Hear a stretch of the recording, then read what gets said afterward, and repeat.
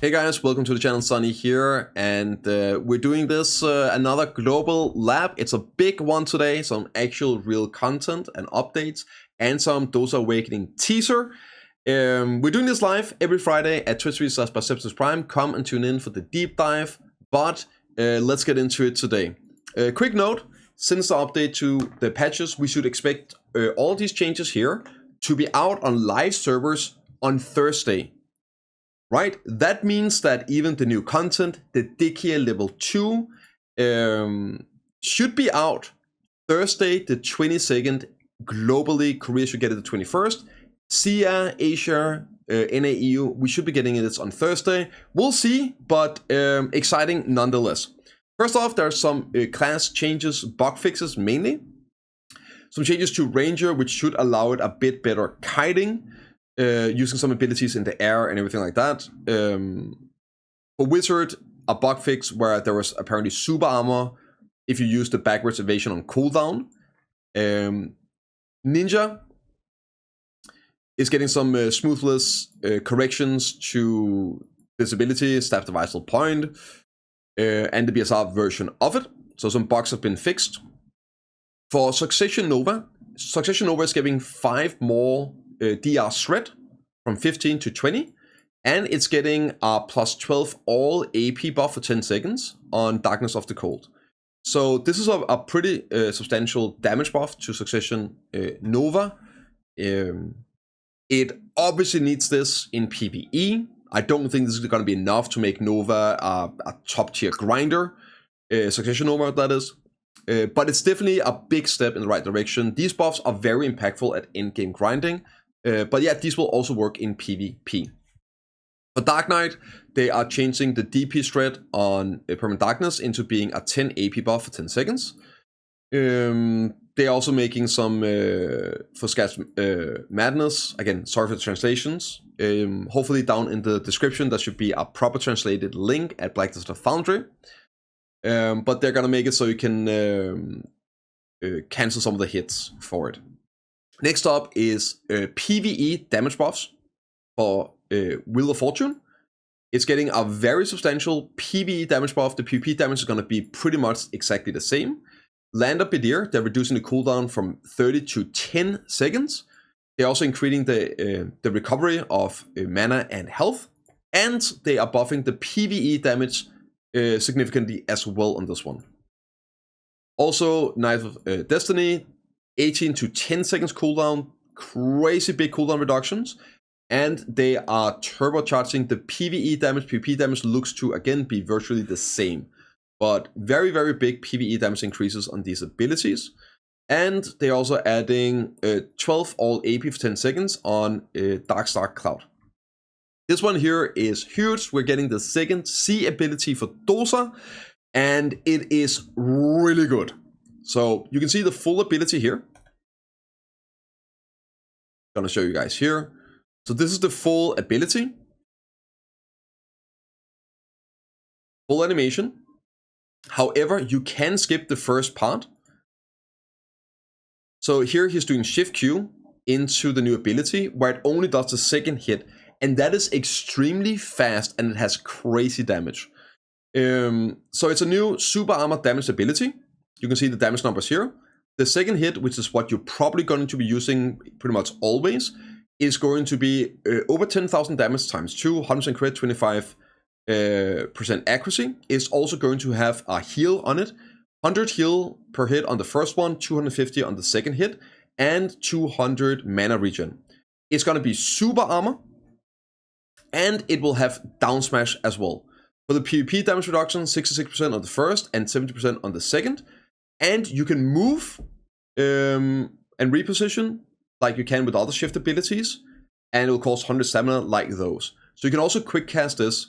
This does, for comparison in PvP, it does a bit less damage than Shift Q. It looks to be now the second hardest hitting ability in PvP in the kit. And if you compare it to the Shift Q second hit, it is a bit less damage and it has a bit higher PvP damage reduction. So it will do less damage than Shift Q. However, it seems to be a lot faster when you're using only the second hit. So this will probably be the highest DPS in PvP, and it is super armor with down attacks. And you can reposition with it as well.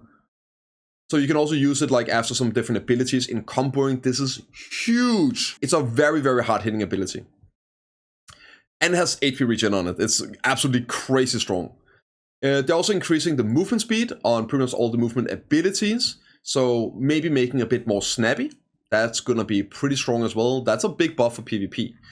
This one here is the Q ability. They're changing the cooldown on the Q block from 3 seconds and 4 seconds to be 2 seconds in both the normal one and the prime version. So now Q block is going to be a 2-second cooldown. It does consume a ton of stamina, so but you can use it now for the heal a lot more often in PvP. Next up is the spacebar jump. They're changing it so if you're doing SLMB, it will not flow into the jump by holding down LMB. The only way you can activate this jump is by using spacebar after the abilities. So that's very nice in terms of like the comboing and all. You now have full control over when you want to use it by just clicking space. So as a Dosa main since 2014, this is very exciting. Really, really strong PvP buffs across the board here. For content, there is some changes to Red Battlefield. Don't get your hopes too high. It's a tiny step in the right direction. First off, the quest, you no longer have to go into RBF to complete the quest. Once you complete the quest, you can talk to the Black Spirit, and you can then get the 200 energy or whatever, so you don't have to join a dead RBF, complete the quest, go out again. Less loading screens for handing in the quest rewards. Great. Next up is the weekly quest getting buffed quite a bit, but it's still a bit of a joke. Alright, it's buffed heavily, but it's still only 1 immortal elixirs, 5 well tendies, 5 juice, and then optional either a perfume of courage, calc, or enchantment from a weekly quest. It's a buff, but it's a drop in the ocean. Something that's nice though is they are buffing the EXP gain. For the people that are enjoying that, this was already a really, really good EXP at high levels. But they are buffing both the win EXP and the lost EXP quite significantly for RBF. Next up is a buff to the amount of marks you get on a loss. Currently, you're getting 2 marks. If you lose, you're now going to get 3, which also means that if you lose 2 RBFs, you will now have completed the quest instead of having to lose 3 RBF. So it's a 50% buff, and also means if you get unlucky and lose 2 in a row, then you would have done the daily quest where you need to get 5 marks. So again, it's all around, it's good, but it's a drop in the ocean. They really need to revamp these rewards. It would be super cool if there was something worth upgrading gear for, right? Uncapped PvP, Node War, RBF here would be great, and then maybe, I don't know, buff the reward significantly. Good silver power, and then have like RBF weekends where you get double rewards on a rotating RBF. But that's just me dreaming right now. Let's look at some PvE. Because I did not expect this yet. Dehkia Lantern level 2 is coming out, and a new Dehkia Lantern spot. So, the Dehkia Lantern hunting grounds are being prepared. Of the 3 Dehkia Lantern hunting grounds, Ash Forest, Olden Valens, and the Crescent Moon are hunting grounds that many adventurers are looking forward to. The 2 hunting grounds can summon more powerful mobs with the Dehkia Lantern, that's Ash Forest and Olens, so they can be used for hunting grounds for adventurers who have grown to a higher level. They are going to be 760 gear score recommended, not 750 like the original set, 760. And a new spot is being added, the Crescent Shrine, to Valencia region. Now let's take a look at them, because this is kinda big. So they're adding crescents. You can read all the lore if you want to. It's going to be 310, 400. So that's the same gear requirement suggestion at Histria, Arkman, Sulfur, and Pilaku. But this place here drops Depot Raka rings. And of course the seals. So Crescent is going to be the Debo Rocket Ring spot. If you want to farm specifically for Debo Rings, now there's a place for it in the game, and it's going to be Crescent Shrine. I've already started leveling up mine with energy, so maybe we're gonna get a big enhancement session whenever we get this for some Pin Debo Rings. Next up is the level 2 of Ash Forest and Olens. Now, these two places are going to be 100% the same in terms of drops. The only difference is that Ash Forest will be dropping the Debo necklace and Olens will be dropping the Debo earring. All the new things and everything is the same, and there's a lot. Now let's take a look at it. So both places are going to be 340 AP recommended and 420 DP recommended. So that's 760. Now keep in mind, we don't have the Sovereign Weapons yet. So this AP here will be easier to acquire once we get that in the rest of the world. But let's take a look at the loot. You got Debo necklace and Debo earrings for Olens. Then you have still the seals for the Debo rings. And you have now 2 new legendary PvP artifacts. The Relics of Dehkia, damage reduction, and evasion. We'll cover those in a bit. You also have the Fragment of Dehkia, which is a fragment. It's basically the pity pieces for the artifacts. 100 of these fragments, and you can turn it into one of these 2 new artifacts of your choice. So there's 2 different recipes. You can make either the Dehkia or the evasion version. It's the pity pieces, just like with Kabua. Then we are getting not 1, not 2, but 4 new red grade crystals for PvE. PvE crystals, they aren't that crazy, but we'll cover them here as well. Again, Olens is getting 4 places now where you can drop the lantern.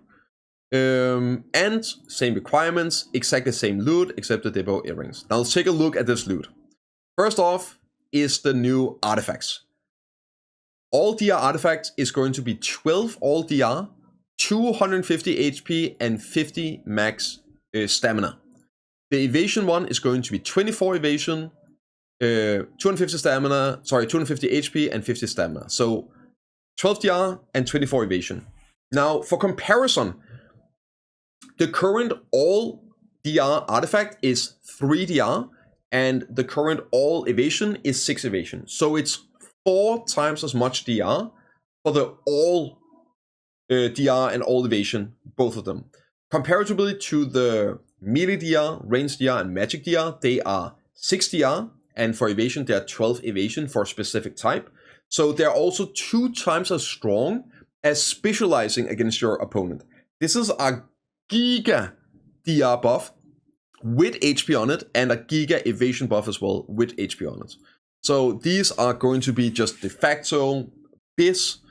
It's so much more stats that I would suspect that even most glass cannon build would probably be running these. The trade-off would be 4 AP for 12 DR and 200 HP. It's, unless you know you're immortal and you never take damage, socks, and you really don't care about it, then you would want these. They are insanely good.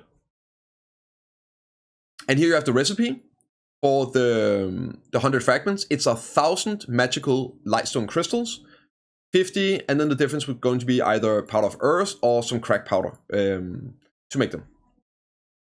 Here you have the 2 different artifacts with the stats, and of course you put lightstones in them. This is rift powder, by the way. Rift powder. And yeah, here's the fragment you can drop as well. Also, these are sellable on the marketplace. We don't know the price yet. I assume they're going to be same price as the Kabua artifacts. My guess would be it's going to be 10 billion silver per artifact and 100 million silver per fragment. But this is speculation. We don't know. The crystals. So there's going to be 4 crystals. This is currently wrongly translated here, so I'll show you the translations. First off is the damage crystal. It will have 6 monster AP, 3 accuracy, and 3 crit chance. 3 crit hit. Basically, it's a charged up Red Fang crystal. So this also means you can use one of these and cap out your crit, so you don't have to use, say, 2 of the Red Fangs one. It also have 1 more monster AP, but it's nothing crazy. It just makes it very easy to then get the 5 crit in your build, depending on the different setups and everything, as long as you can just replace a Red Fang with this one. But potentially 1 more AP and 3 more accuracy over your Red Fang and Power Crystals. The next up is actually 3 of the same crystals. They all have the same. It's 5 monster AP, 3 DR, and 10% resist. There is a knockback float. Then there is going to be a knockdown bound with 10%, and then stun stiffness and freezing with 10%. Now, these are, I guess, still better than using a 5 AP crystal, because you get some DR in there. But at that point, you're probably using the 6 AP one. So what are these great for? Well, these are great for grinding the places where you need the resistance. We looked at the current build you're running for places where you need to cap out resistance, which would be Olens, Crypt, Thornwood, and also Ash Forest, right? Basically, you get to change your Intimidation crystals into one of these. So it really is only going to be a 5 monster AP and then 3 DR increase once you get one of these crystals. Realistically, you're only going to be putting one of them into your setup if you're grinding a place that needs resistance. So they are biz, but they aren't crazy. It's very slight power updates for specific places. It's kind of niche, but they are there. There's a couple of bug fixes here. It's again just display some unnatural things. Nothing really big. You can read through the list, but it's basically just like translations and names and bugs and delays and all that. Let's get to the meaty part. Dosa Awakening confirmed, teased, and in the works. Here it is. Dosa Awakening concept art. It's going to be using a bronze dagger. And as you can see over here, some 5 elemental orbs. And it has a big tiger. So there's a note, we'll read it, but there's no real details. Basically, time to speculate. Will it be a male tamer? Will it maybe be a class that turns into the tiger? Maybe the tiger is just going to be a visual aid, just like Succession Megu has the fox. Maybe it's just there for RP. Maybe he turns into it. Maybe it's going to be a visual for some attacks, like the Cloud Soldiers are on Succession. So it could, or it could straight up just be a pet. Maybe we really are looking at the male tamer. People have been asking for that for years. But let me know what you guys think. Drop the comments in the video here. Excited to see what you guys think is going to be the focus now. This is the official concept art for Awakening. Now let's read. We're preparing the Awakening for Dosa. Many people have enjoyed the Dosa since the update in July, but I think there must have been a lot of questions about Awakening. As such, there are a lot of opinions of adventurers about the Awakening, and we designed the Awakening concept by reflecting as much as possible. So that's, they did came out and say, like, let us know what you guys want Awakening to be. They hadn't started working on it yet.